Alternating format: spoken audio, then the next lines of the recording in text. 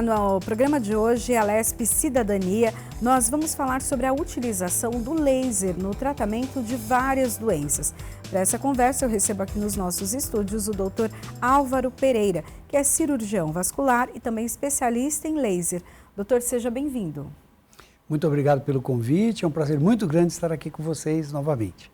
Doutor, conta pra gente em quais situações o laser é indicado. Bom, hoje o laser é usado em várias áreas da medicina e basicamente, se fosse dividir assim, para compreender o que é que eles fazem, né?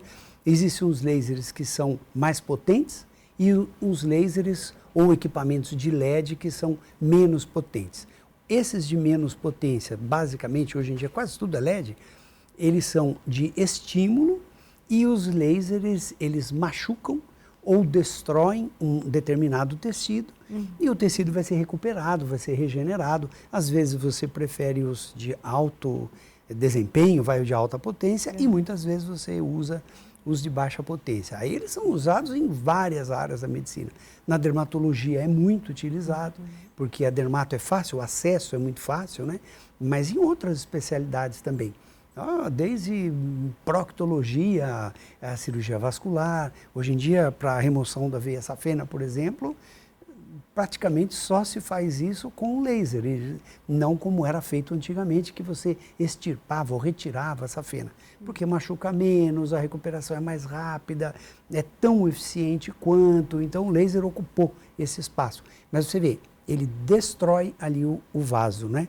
Ou destrói um tumor, ou destrói uma lesão na pele, ou machuca o rosto. E aí a pele é obrigada a se regenerar, a se refazer novamente, e você vai ter uma pele nova, digamos assim.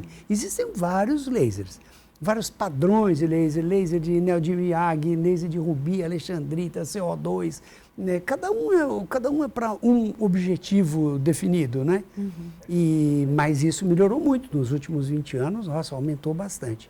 Esses de menos agressivos, que não causam uma lesão, eles causam só um estímulo.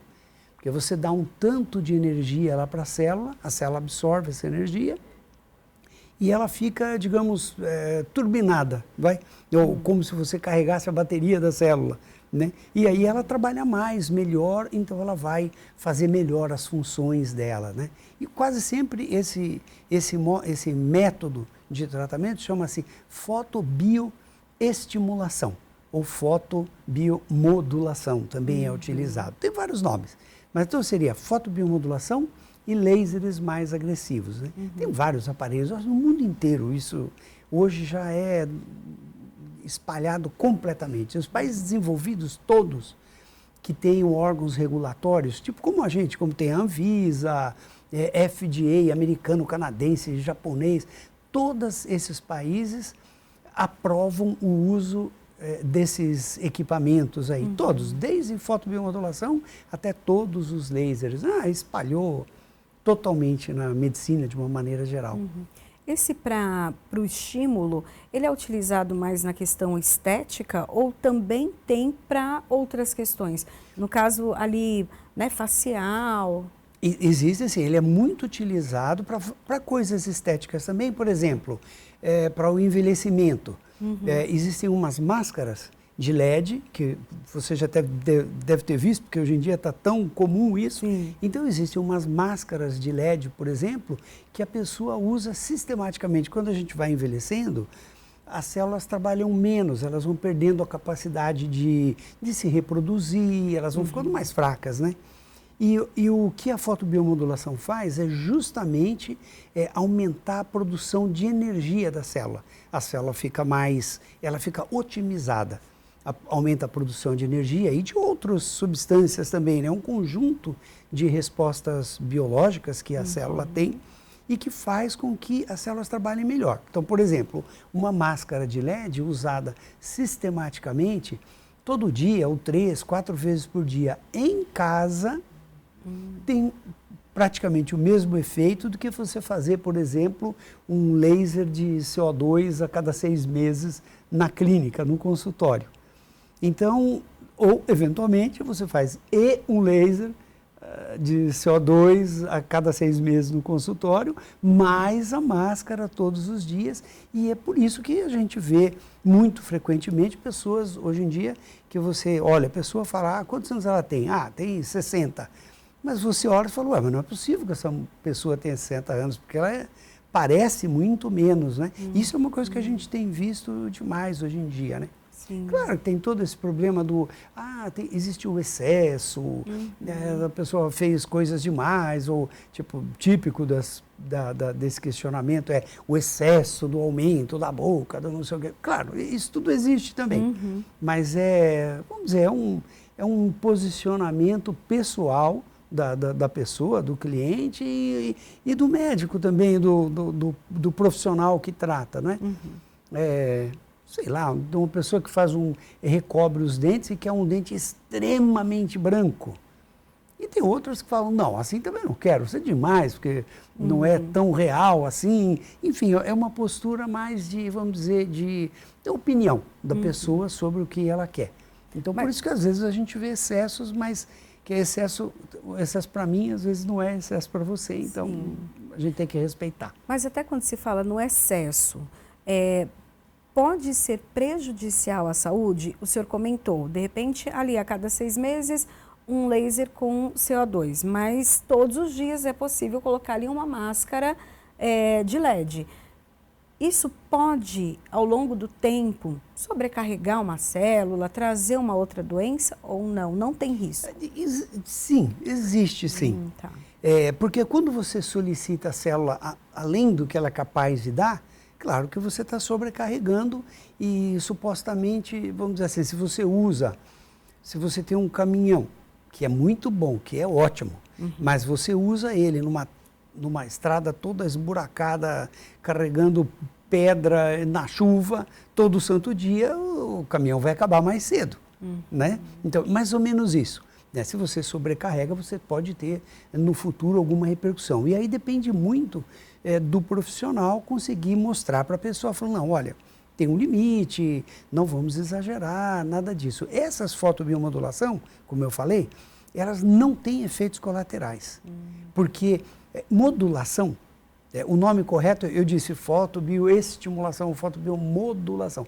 Modular quer dizer o seguinte, é atingir o máximo que a célula é capaz de produzir, só isso. Não é ir além do que a capacidade da célula.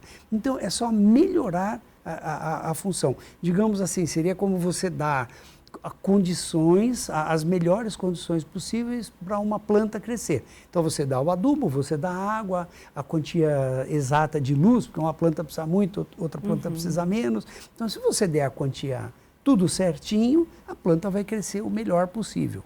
E não adianta você deixar ela no sol o dia inteiro, se ela for uma planta que não tolera isso, ela não vai crescer mais, você vai matar a planta ao invés de ajudar. Sim. E isso tudo é muito calculado, é muito bem feito, é possível prever exatamente o que vai fazer. Um bom profissional faz isso, com certeza absoluta, né? De não exagerar, né? Ainda falando sobre a questão estética, mas aí depois a gente vai até para a questão dos tratamentos e da medicina. Por exemplo, se ela estimula uma célula, essa célula ela tem uma informação ruim naquela célula. No caso da estética, por exemplo, mancha. Isso pode piorar a mancha, já que está potencializando aquela célula, ou não? Ela muda até a estrutura daquela célula, a informação que ela tem. Então, os lasers, a fotobiomodulação, vamos falar porque esse grupo que é fotobiomodulação, o interesse, vamos dizer assim, populacional é muito maior. Porque você já entende que é mais fácil, os aparelhos custam são mesmo muito baratos, a pessoa usa em casa, dá um ajuste excelente já para ela vai precisar de menos tratamentos, né? Então, esse grupo, ele não tem efeitos colaterais, não tem efeitos colaterais. Então, inclusive, isso que você perguntou é uma pergunta super boa, super importante, porque fala assim, ela melhora a produtividade, ela trabalha mais. E se for uma célula tumoral, por exemplo, que é uma célula que tem um crescimento, ela já é assim meio, O problema dela é justamente esse, porque ela desembesta a crescer, a se multiplicar muito mais rápido do que a outra. E ela é defeituosa, literalmente, né? Ela não sai do padrão normal e vira um tumor, vira um câncer, né? Então, existem muitos trabalhos sobre fotobiomodulação mostrando que não há citação nenhuma. E isso tem, hoje em dia tem, nossa, milhares de artigos sobre esses assuntos, né? Mostrando que não estimula nem o aparecimento de tumores e nem o desenvolvimento de tumores quando ele já existe. Claro que isso é tudo testado em animais. Sim. Você pega lá um ratinho, provoca um tumor lá numa determinada... É usado muito em pele, porque a pele é mais fácil de acompanhar, de ver, né? O crescimento, tudo isso. E aí eles mostram que não teve um aumento, não duplicou o tumor lá nessa situação, né? Então, fotobiomodulação é muito, muito segura. É um dos tratamentos mais seguros que existe, assim, sem efeitos colaterais, é a fotobiomodulação. É uma das causas que fez com que a fotobiomodulação crescesse no meio médico de uma maneira geral. Mas não é só, nós estamos falando de dermato, mas é usado muito. Sabe quem usa muito fotobiomodulação? Atleta, todo mundo do esporte. Eu digo para você que quase todas as seleções nacionais, por exemplo, hoje, de vôlei, basquete, futebol feminino, de ginástica olímpica, todas usam placas de LED. São umas placas grandes assim de LED, todas têm um LED que é muito parecido com um laser, né? E aí a pessoa coloca lá elas são flexíveis, moles, assim, então você coloca no local onde você machuca, onde o atleta, por exemplo, machuca. No futebol, direto. Por quê? Porque eles lesionam muito e esse tratamento, vamos dizer, ele acelera a recuperação, a regeneração dessa lesão e tem um efeito muito marcante anti-inflamatório. E aquilo que você estava falando, assim, há tumores, sempre quando a célula sai do padrão dela, quando ela muda o funcionamento, ela entra num módulo que é o módulo inflamatório. A célula sempre funciona assim. Quando está tudo bem, ela começa a produzir sinalizadores dizendo para ela e para todas as vizinhas, está tudo bem, está chegando oxigênio, está chegando nutriente, está tudo em ordem. Oba, então vamos crescer, vamos multiplicar, vamos desenvolver. Quando e esses sinalizadores chamam-se, basicamente, se chamam fatores de crescimento. Então, fator de crescimento derivado da plaqueta, fator de crescimento derivado do neurônio, são sinalizadores, né? São substâncias lá que notificam a toda a região que está tudo bem, está tudo funcionando. Quando a célula é agredida, por exemplo, bactéria, ou você machucou, bateu, ou está faltando oxigênio, entupiu uma artériazinha ali, a artéria lá de cima entupiu, então está chegando pouco sangue aqui. Pouco sangue, pouco oxigênio, nutrientes, a célula fala, tem alguma coisa errada. Então, ela para de produzir fator de crescimento, porque não dá para produzir, e começa a produzir os fatores inflamatórios, que são a interleucina. E é aí que começam os problemas. É aí que a célula começa a ter efeitos colaterais, né? Assim, digamos, né? Ela pode evoluir para morrer, a célula decide, ela entende, fala assim, não está dando, eu não tenho condições de eu sobreviver aqui, então eu vou morrer. E aí ela começa a produzir esses interleucinas que encaminham a célula para a morte. E ela acaba morrendo, se desintegrando, fala, não dá para viver. Aí ela manda sinais dizendo, estou morrendo. E aí, eventualmente, o tecido vai lá e constrói, arruma novos vasos, novo acesso para chegar lá e cria novas células novamente. Tem aquelas células que são totipotentes, né? Aí a célula vai para aquele local. E a fotobiomodulação, ela inibe a morte da célula, ela inibe o processo inflamatório, ela é anti-inflamatório. Muito, marcantemente anti-inflamatório. Por isso que é usado num monte de doenças. Psoríase, Vitiligo também, apesar de vitiligo, você falou da mancha, né? É usado em vitiligo também, porque também tem um processo inflamatório lá, né? Várias outras doenças, dermatomiosite, eu tenho várias doenças dermatológicas. A dermato sai na frente disso, porque é muito fácil tratar uma lesão na dermato. Você pega uma placa, vai lá, adequada, coloca ali, então a dermato sai na frente. Mas, por exemplo, ortopedia, reumatologia, doenças inflamatórias de uma maneira geral, quando você consegue irradiar, que o problema dessa irradiação é que ela tem um limite de profundidade de ação. Ela atua uns 4, 5 centímetros de profundidade, né? Tem uns comprimentos de onda que vão um pouquinho mais para baixo, mas o que consegue é uns 5 centímetros. Então, por exemplo, se eu for tratar um joelho, você tem que tratar do lado de cá e do lado de cá. E assim mesmo não vai pegar totalmente o joelho. Se for tratar, por exemplo, articulação coxo-femoral, que é muito lá no fundo, aí precisa de um laser pontual, que tem uma dose alta, você tem que pôr exatamente na posição para alcançar lá. É um pouco mais difícil, é menos eficiente. Mas é usado até, hoje em dia, bastante. Isso é uma coisa muito bacana de falar. É usado, tem sido usado muito, mas isso se multiplicou muito no mundo inteiro, que é a fotobiomodulação para a ação cerebral. Né? Tem uns comprimentos de onda específicos lá que penetram dentro do cérebro e faz com que o cérebro aumente a produtividade do cérebro, porque a célula neuronal ela trabalha melhor, ela trabalha mais. E isso melhora o desempenho cerebral seu, o desempenho cognitivo, melhora a memória atual, melhora a médio prazo, melhora a tardia e o desempenho. Então deve ter vai acabar sendo muito usado para o aprendizado, porque vai melhorar o aprendizado das crianças. Entendeu? E isso, pode escrever o que eu estou falando aqui. Daqui a 10 anos você não vai ver uma criança que não vai usar fotobiomodulação. Porque se você melhora o rendimento da criança, não tem uma coisa melhor para o ser humano no futuro, né, de que melhorar, a facilitar o aprendizado, vai aumentar o rendimento. Já se usa pessoas com TDAH, pessoas com déficit cognitivo leve, que é essa coisa de você começa a perder a memória, esquece a chave, o nome das pessoas. Quem tem mais de 60 anos, isso aí é quase que obrigatório. Você não lembra o nome daquele artista, fala, poxa, mas como é que chamava aquele artista mesmo?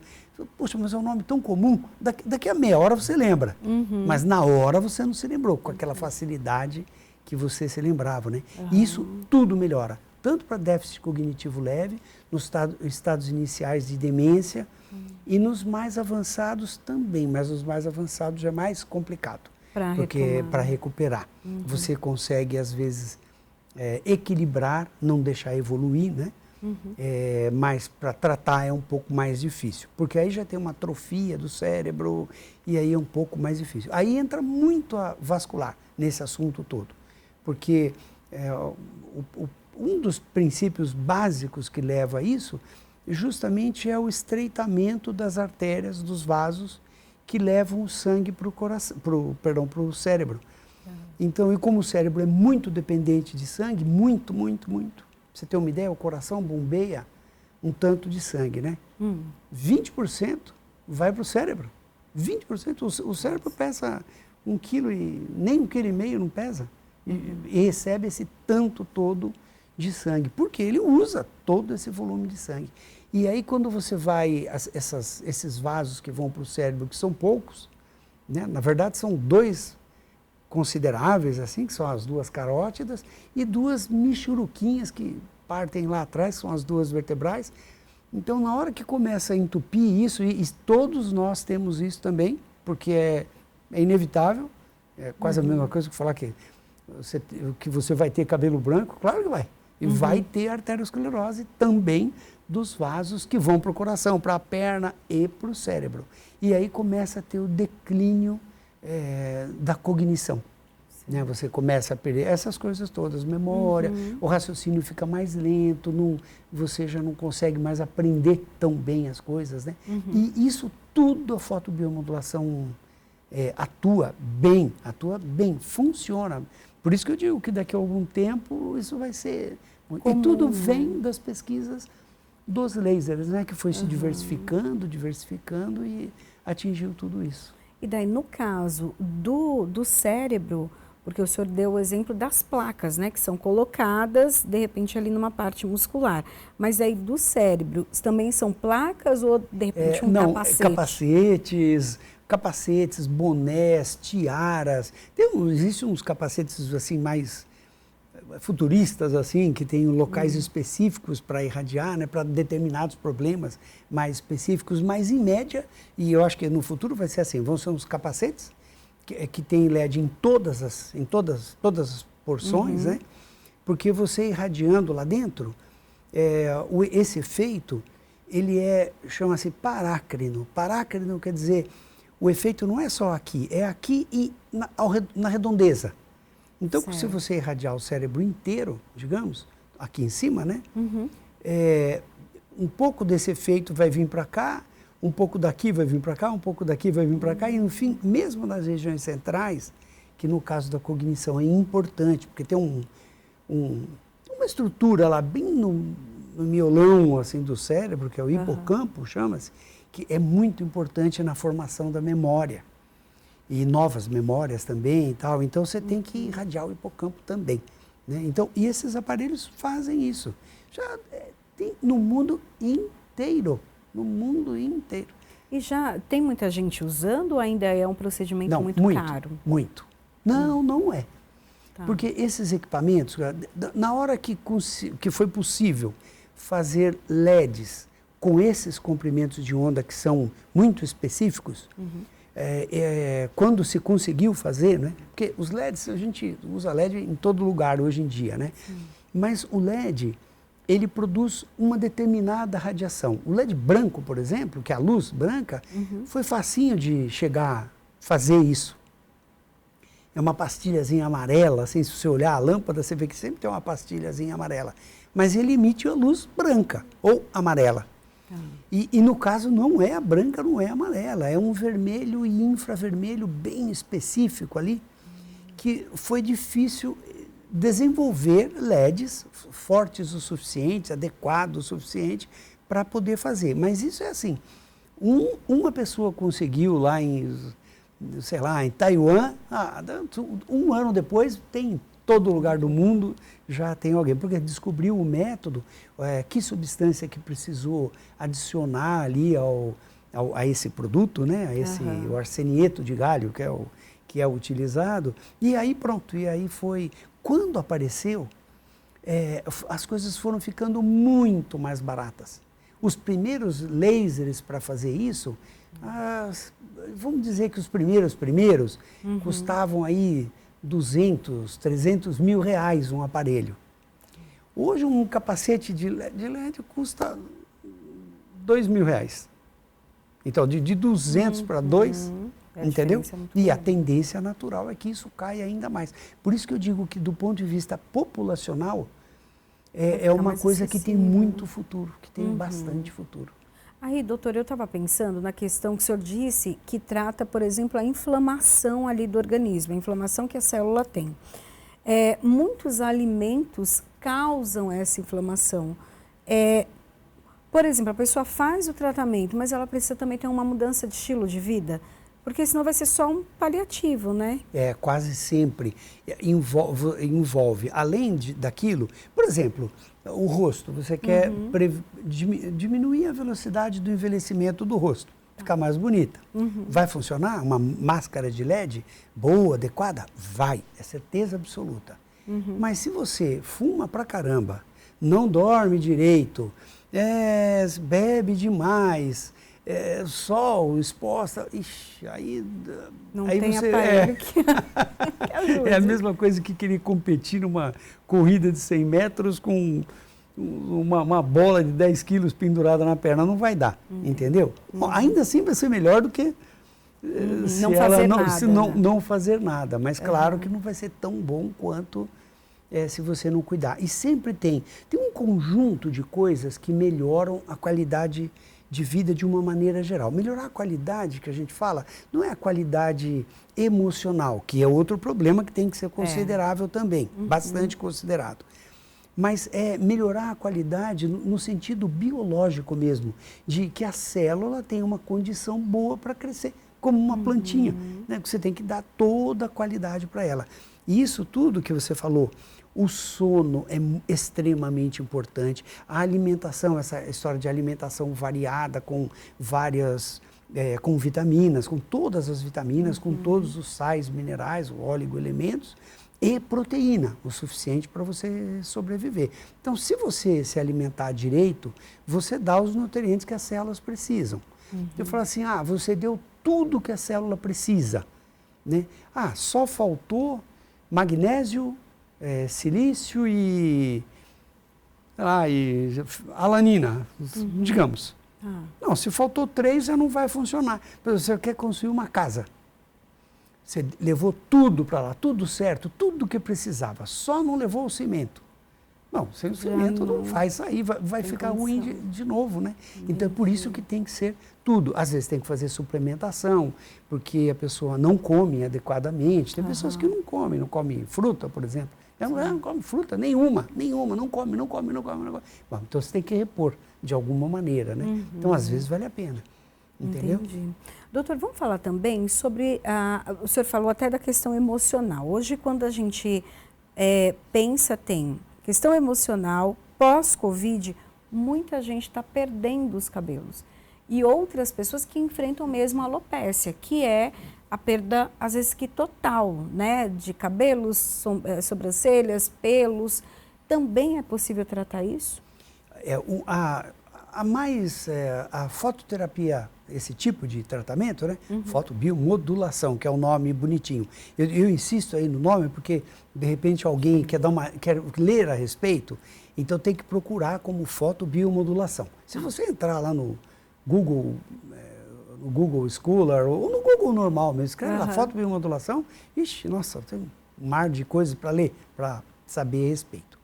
Mas o cabelo foi uma das coisas que foi muito, uma das primeiras indicações da fotobiomodulação foi justamente o tratamento do cabelo, porque o cabelo cai como uma luva, toda essa teoria que nós estamos falando, o cabelo cai assim perfeitamente bem, porque o cabelo ele cresce sem parar, o tempo inteiro, todas as doenças que levam à queda, é um processo inflamatório lento, crônico, ali do folículo. O folículo vai atrofiando, vai morrendo, vai diminuindo. É tudo que a fotobiomodulação trata. Então, já se falava desde o início, assim, se não funcionar no cabelo, então pode esquecer desse assunto, porque esse assunto não vai funcionar em absolutamente nada. E uma das mais importantes, as mais indicadas, é fotobiomodulação para queda de cabelo, para alopécia. Alopecia androgenética, que é essa genética que a gente tem, mesmo para aquele eflúvio telógeno que mulher tem bastante, né, com estresse, pós-cirurgia, preocupações excessivas, pós-Covid, teve muita queda de cabelo pós-Covid, mas muito mesmo. E uma coisa que ficou denominada, assim, passou a chamar nevoeiro pós-Covid ou fog pós-Covid, que é um problema de esquecimento, de perda de memória e tal. Os dois são tratados com fotobiomodulação. Uns utilizam os bonés de LED, que tem hoje em dia com muita facilidade, você encontra, e o outro, que é o fog, utiliza luz infravermelho. Esse daqui utiliza luz vermelho, que é para o cabelo, e para o cerebral, o estímulo cerebral, luz infravermelho. Foi indicado, mas nossa, se for ler a respeito, vai encontrar um monte de citações. Os fisioterapeutas usam muito, porque o fisioterapeuta, eles tratam essas pessoas com pós-Covid, o cara fica meio... E fazem tratamentos. Os neuropsicólogas também utilizam bastante para estimular o cérebro, né, para voltar ao normal. E o cabelo. No caso da e hoje é bom falar isso, porque é o Outubro Rosa, né? Então, a fotobiomodulação, esses bonés, eles você não consegue impedir a queda do cabelo. O cabelo vai cair. Os tumores, as quimioterapias, para alguns tumores, né, não é só para câncer de mama, não. É para leucemia, linfoma e várias outras, né? Transplante de medula, o cabelo vai cair. Mas a fotobiomodulação acelera em muito a recuperação e a qualidade do cabelo. Porque quando eles crescem meio torto. Se era liso, eles vêm meio torto. Né? E aí você acelera essa recuperação. E no caso, esse tipo de aparelho, ele só pode ser usado em clínicas ou tem o doméstico também? Porque o senhor comentou da máscara facial, poderia ter o doméstico, mas no caso do cabelo também doméstico ou não? Também. Quase sempre existe um modelo, que é um modelo, vamos dizer, profissional, que é para usar em clínica.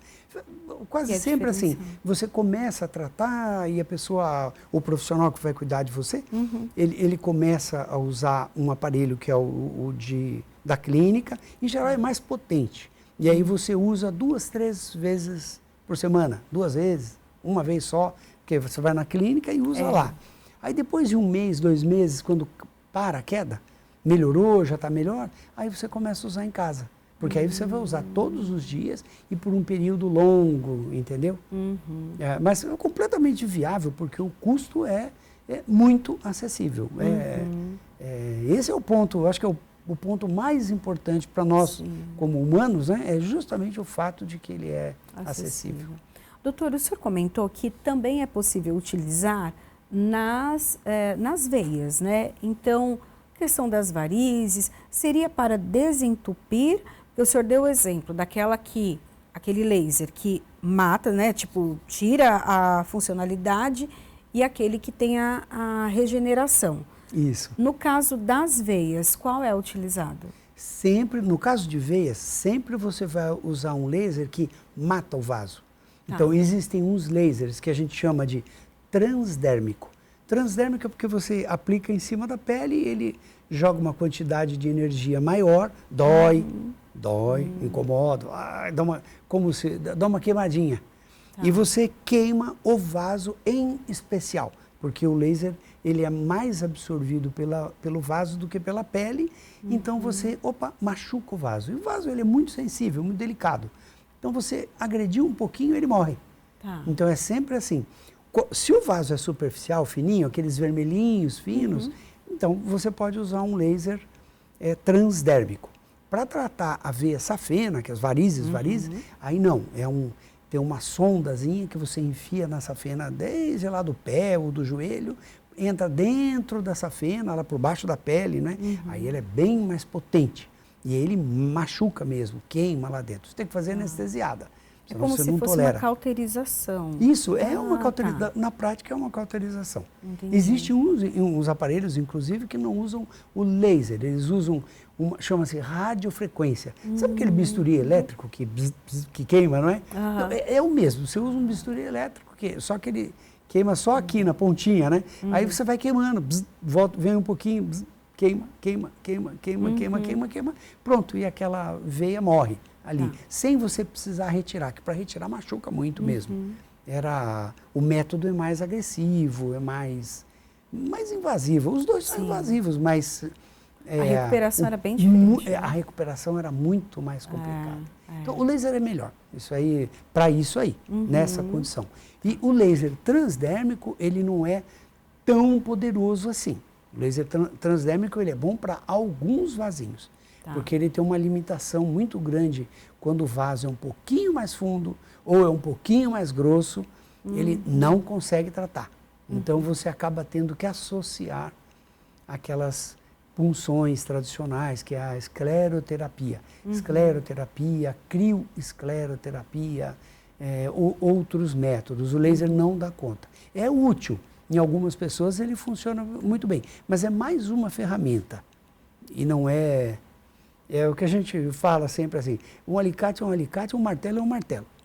São duas coisas completamente diferentes. Se você quiser bater com o alicate, pode, mas não é o ideal. E em medicina é assim mesmo.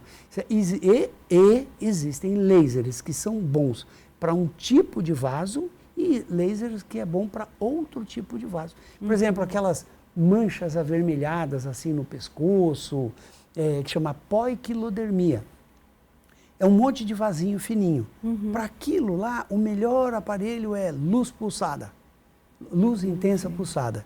Aquele funciona muito bem. Para telangiectasia vermelha do rosto, o melhor é um laser verde, Nd:YAG 582, que não tem nada a ver com a luz, é outro aparelho, entendeu?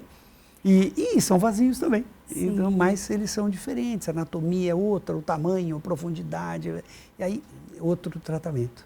No caso de problemas cardíacos, né, na verdade aqueles entupimentos que acontecem, ou até aqueles entupimentos que podem gerar um AVC, isso o laser também pode auxiliar ou não? Daí entra nessa mostra que o senhor falou do martelo e do alicate. E do alicate, né? Isso, então, aí isso melhorou muito também, foi um dos setores da medicina que melhorou demais da conta. Porque, por exemplo, das lesões coronarianas, o que era há 20 anos ou 30 anos atrás e o que é hoje, nossa, aquilo mudou muito, porque a cirurgia era enorme, gigantesca, era extremamente agressiva, mas funcionava, já foi um avanço muito grande. E aos poucos foram sendo desenvolvidos os stents, que hoje em dia dominaram completamente. Ficou muito mais fácil. Hoje você opera um coração lá com 3, 4 pontes, lá uma situação complicada, em 1 hora, 1 hora e meia. A pessoa está pronta, deita lá, o quê? Já acabou? Bom, pode ir embora. Quase assim, né? Sim. Mas é bem desse jeito. E no cérebro é mais complicado um pouco, porque o cérebro não tem muito acesso. É um pouco mais difícil você chegar, porque é muito tortuoso para você chegar num raminho ali. Então é um pouco mais complicado. É possível, mas é mais perigoso, porque muitas vezes, digamos assim, se der um problema na coronária, o pior que pode acontecer é falar, deu problema, então opera. Na hora, ele já está deitado, vai lá, opera e resolve o problema.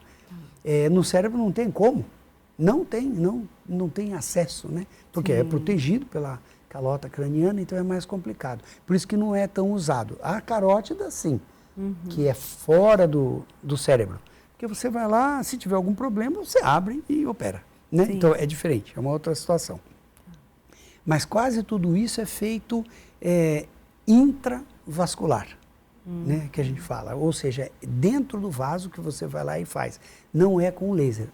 A fotobiomodulação, ela melhora muito essas situações todas e vamos chamar de déficit cognitivo leve, que é o que o idoso tem, essa perda do raciocínio. Vamos esquecer um pouquinho as doenças graves, né? Assim, as demências, porque a demência é um pouco mais complicado. Mas falando do déficit cognitivo leve, com certeza tem um monte de artéria lá que não está boa. Elas estão, digamos que elas tenham 30% de obstrução. Né? 30% não tem o que fazer, tem que tratar. O mesmo tratamento que é feito para arteriosclerose. Cuidar do colesterol, diabetes, pressão alta, a mesma coisa. Mas quando você faz fotobiomodulação, uma das coisas que a fotobiomodulação faz é aumentar a produção de um produto chamado óxido nítrico e de uma outra droga que aumenta lá, que é o ATP, que é a energia. O óxido nítrico, ele é um vasodilatador muito potente. É o vasodilatador mais potente que se conhece, é o óxido nítrico. Então, como aumenta a produção de óxido nítrico no cérebro, você dilata aqueles vasinhos da periferia. Então, aumenta a facilidade com que o sangue chega lá. Porque diminui a resistência periférica, aí o sangue aumenta, o fluxo sanguíneo. Tem vários trabalhos mostrando isso. Você faz o tratamento, mede as artérias intracerebrais lá com o Doppler que é feito para membros inferiores, então você faz o Doppler e aumenta o fluxo. Aumenta o fluxo. Então o cérebro está recebendo mais nutrientes. E isso protege o cérebro lá. É um neuroprotetor, né? E o óxido nítrico também tem outros efeitos lá dentro do cérebro que aumenta muito. Por isso que melhora, em especial por causa da vasodilatação. Você não desentope, mas você mantém você aumenta o fluxo, a flexibilidade dos vasos e aumenta o fluxo de sangue lá dentro, entendeu? Doutor, o senhor comentou que um desses tipos aí de laser, que ele já destrói ali as células. Se a gente pensar no câncer, que são as células malignas, né? Ela poderia também ser ali um auxiliar ou tratar essas células, destruir essas células, até evitando que a pessoa utilize uma quimioterapia, uma radioterapia que é tão... acaba destruindo várias células, as boas e as ruins, né? É verdade. Então, os lasers, as primeiras experiências com lasers, uma das primeiras lá no início, era para tratar tumores, cânceres de pele. Uma das primeiras, um dos, assim, dos nomes mais citados na literatura toda, de um polonês que começou a utilizar um laser de rubi, que chamava naquela época, para tratar tumor de pele. E funciona, você mata, porque ele não é tão diferente, por exemplo, do que um bisturi elétrico, que você pode cauterizar um tumor, ou você opera, você tira, ou você cauteriza quando você tem certeza que ele está limitado ali, entendeu? Ou você tira, faz um olhozinho assim, e tira aquela pele todinha, né? E o tumor ficou aqui. Mas como ele pode ter raminhos lá para baixo, lá para dentro, aí você tem que examinar isso aqui e ver se não tem um prolongamento ali. Mas você poderia destruir, queimar também. Só que quando você queima, não tem como você examinar aquela peça. Porque você queima tudo, não tem como examinar. Aí você não sabe se ele tinha progressão. Então você está correndo o risco de ter recidiva naquele local. Mas tem muitos tumores de pele, principalmente esse carcinoma basocelular, que é um câncer que não é muito grave. É tratado assim, porque o cara falou, não, cauteriza aqui. Se voltar, a gente trata de novo. Não é um câncer grave, ele nunca dá metástase à distância, né? Sempre só ali perto, né? Então, muitas vezes a pessoa, ou porque não fez o diagnóstico exato, né? Porque às vezes você não consegue dizer se é ou não, né? Tem que mandar para examinar para poder saber. Então, às vezes a pessoa acha que não é, vai lá e cauteriza, né? E tudo bem, se voltar, fala, ixi, agora então eu vou ter que tirar. Mas quando tira, tem uma cicatriz. E aí, nem sei, às vezes, não é muito bom uma cicatriz no rosto, no nariz, que é muito comum, né? Basocelular no nariz, orelha. Aí vai ficar feio, então tenta primeiro e depois, se for o caso, aí faz a cirurgia. A gente pode falar que o laser, então, é aí uma descoberta que vai auxiliar a medicina ao longo do tempo, e até para que ela seja menos invasiva em casos mais graves? Assim, isso é bem verdade também. A ideia primária da utilização do laser era fazer equipamentos que tivessem a capacidade de cortar um tecido, assim, né? Como o filme do Guerra nas Estrelas, que tinha uma arma a laser que você cortava e como você ia queimando, cortava tudo muito rápido e aí não iria sangrar, não iria acontecer nada aqui. Então você conseguiria, por exemplo, um fígado, que é um troço difícil, porque ele sangra muito. Então, você pegava ali um laser, cortaria e você tirava aquele pedaço de fígado e fazer um transplante para outra pessoa. Essa foi a primeira ideia. Aí, aos poucos, foi se percebendo que não dá certo, não se consegue, porque você não consegue um laser tão potente desse jeito. Ou precisaria ser um laser do tamanho dessa sala aqui para poder ter a potência suficiente para cortar um fígado, por exemplo, ou um braço, enfim. Então, mas foi assim que tudo começou. Essa era a primeira ideia. E aí foram desenvolvidos muitos lasers para tudo, para cirurgia geral, cirurgia plástica, cirurgia robótica também, para um monte de especialidades. O laser é muito bom, porque ele é muito preciso.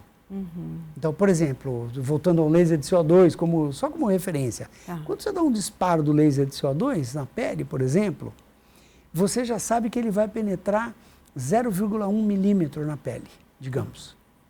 Você quer que ele penetre 0,1. Você pode dar 200 disparos que ele vai penetrar 0,1. Não vai ser nem 0,05, nem 0,12. Vai ser 0,1. E se você fizer, por exemplo, um peeling, por exemplo, O peeling também vai matar as células lá, vai cair, vai descamar, né? Parecido.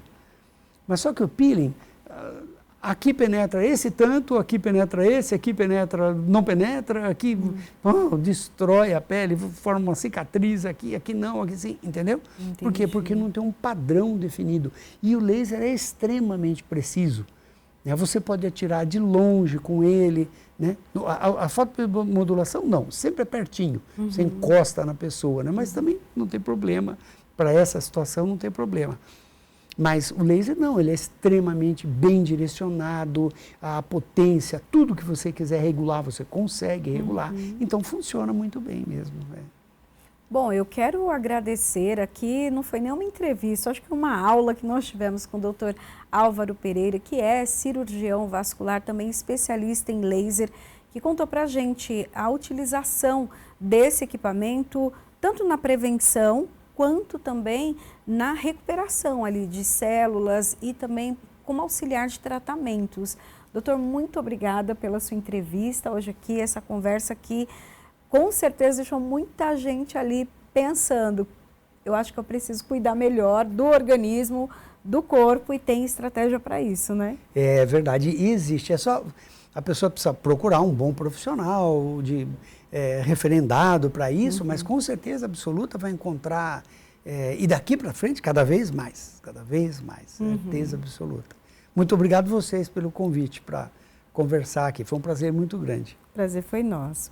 Bom, a Alesp Cidadania fica por aí, que a gente se encontra na programação da Rede Alesp. Até o próximo programa. Tchau, tchau.